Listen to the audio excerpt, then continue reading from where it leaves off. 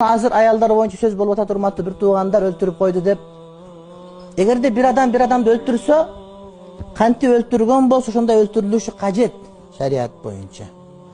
Эгерде уруп өлтүрсө, ислам соты өкүм чыгармак, ошону уруп өлтүрүлөт, атайын солдаттар чыдамак, солдаттар уруп жүрүп өлтүрмөк тигине.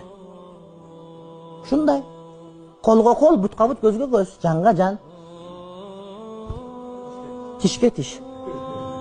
Өлтүрдүбү? Кантип өлтүрсө, ошентип өлтүрүлүш кажет.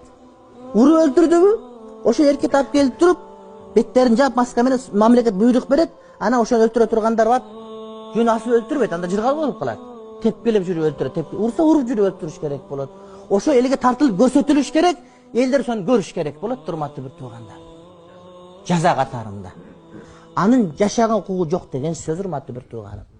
Аны Кудайым берет. Жанды берген Кудайым ошонун жанын алынышын ошондой кылып өкүм берип, калгандары сактап калат. Бул бирөөнү өлтүргөн, эртең башка бирөөнү өлтүрүп коюш дагы мүмкүн да. Бир өлүмдө 1000 жан сакталат дейт. Бир адамды өлтүргөн, ааламдын баарын өлтүргөнгө барабар.